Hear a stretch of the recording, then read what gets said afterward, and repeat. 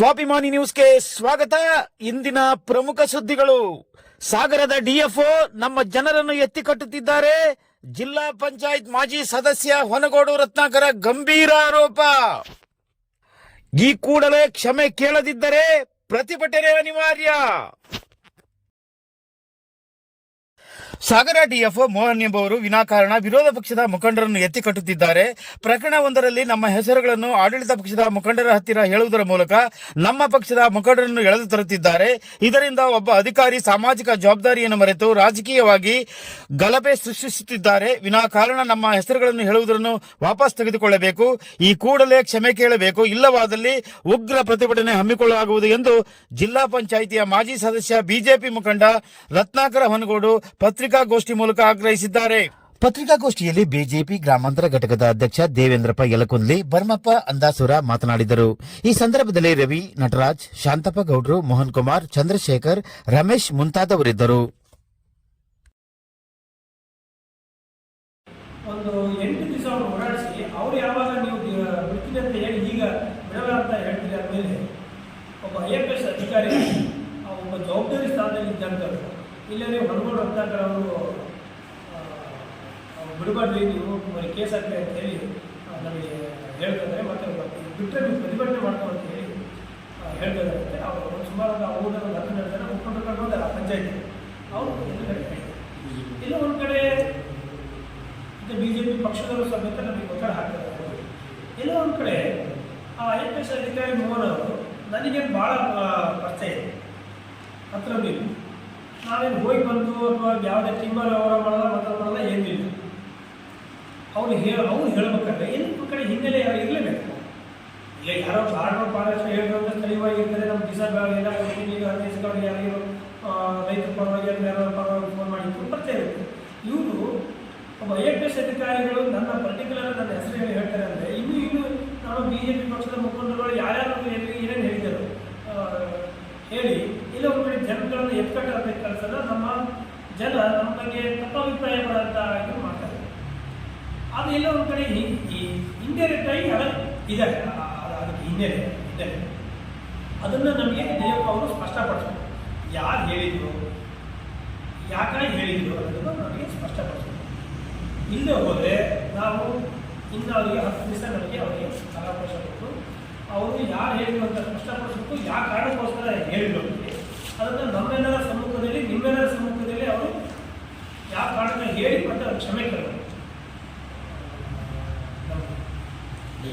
DF ಇನ್ನೊಂದು ಕಡೆ ಅಧಿಕಾರಿಗಳು ಸಮೇತ ಈಗ ರಾಜಕಾರಣಿಗಳು ಹೇಳೋ ಸಾಧ್ಯ.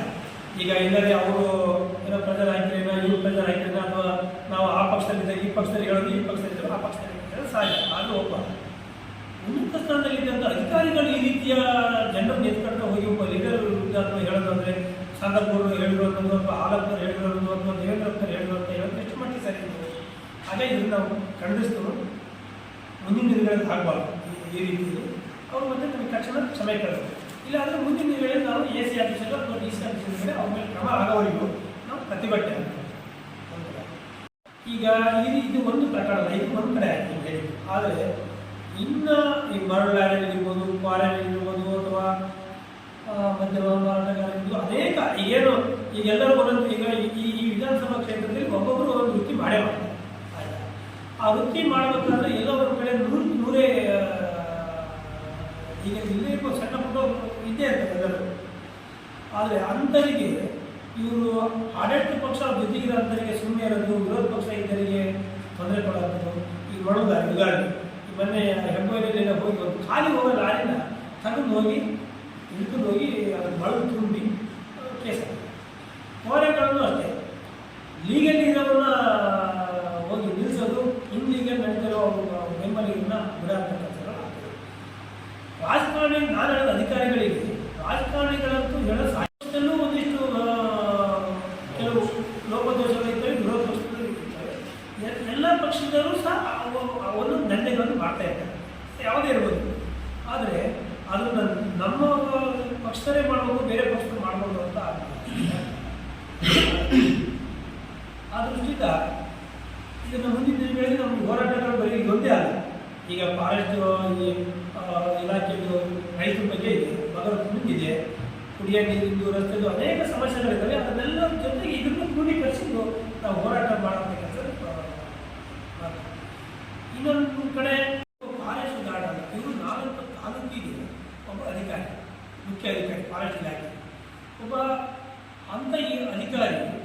ಅದರಲ್ಲಿ ನನಗೆ ಭಾಳ ಏನು ಹತ್ತಿರ ಇದ್ದು ನಾವು ದಿವಸ ಹೋಗಿ ಆಫೀಸಿಗೆ ಹೋಗಿ ಬಂದಲ್ಲ, ನನ್ನ ಅವ್ರಿಗೆ ಪರಿಚಯವೇ ಇಲ್ಲ. ಆದರೆ ಹೊರಗೋಡು ಅಂತ ಹೇಳಬೇಕಾದ್ರೆ ಪ್ರಬಲವಾಗಿ ಒಬ್ಬ ಬ್ಯಾಕ್ಗ್ರೌಂಡ್ ಇರಲೇಬೇಕಾಗುತ್ತೆ ಹೇಳ್ತಾರೆ.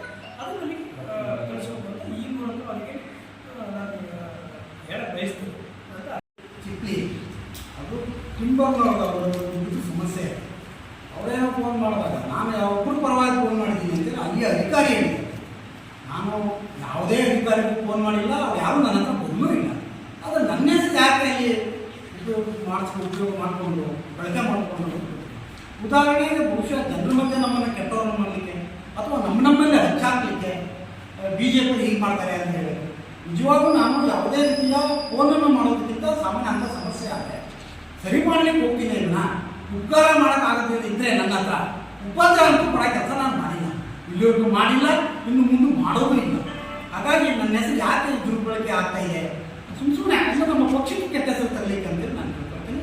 ಮತ್ತೆ ಇರ್ತಕ್ಕಂಥ ನಮ್ಮ ಶಾಸಕರಿಗೆ ನಾನು ಒಂದು ಮಾತನ್ನು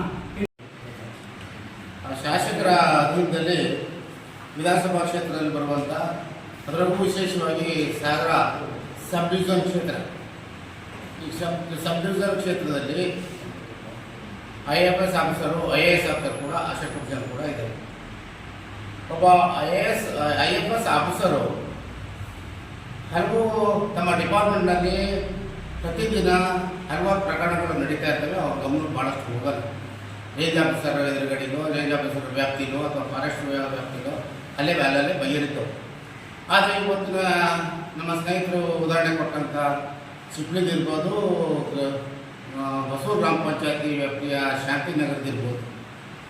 ಶಾಂತಿನಗರದ ಒಬ್ಬ ಅಮಾಯಕ, ಒಬ್ಬ ಬಡವ ಸಣ್ಣ ಆಟೋ ಮಾಡಿಕೊಂಡು ಸ್ವಂತ ಉದ್ಯೋಗನ ಜೀವನಕ್ಕಾಗಿಯೇ ಮುಗಿಸ್ಕೊಂಡವನ್ನ ಖಾಲಿ ಗಾಡಿ ಬರುವಾಗ ಅವನನ್ನು ಹಿಡಿದು ಅವನನ್ನು ಹೊಡೆದು ಅವನನ್ನು ನೀನು ನಾಟಕ ಸಾಗಿಸಿದ್ಯಾ ಅಂತ ಹೇಳಿ ಮಾಡಿದ್ದಾರೆ ಭಾಷಣ. ಆದರೆ ಅವನು ಒಪ್ಕೊಂಡಿದ್ದಾನೆ. ಆಮೇಲೆ ಹೇಗೋ ಏನಾಯ್ತು ಗೊತ್ತಿಲ್ಲ, ಆದರೆ ಅವರಿಗೆ ಮಾಹಿತಿ ಕೊಟ್ಟರು ಯಾರು ಅನ್ನೋದು ಭಾಳ ಮುಖ್ಯ ಇರುತ್ತೆ. ಒಬ್ಬ ಬಡವ ಮನೆ ಕಟ್ಟಲಿಕ್ಕಾಗಿಯೇ ಒಂದು ಸಣ್ಣ ಪುಟ್ಟ ನಾಟಕನೋ ಏನು ಒಯ್ದಿರ್ತಾನೆ ಅಂತ. ಆದರೆ ಅದನ್ನು ಒಬ್ಬ DFO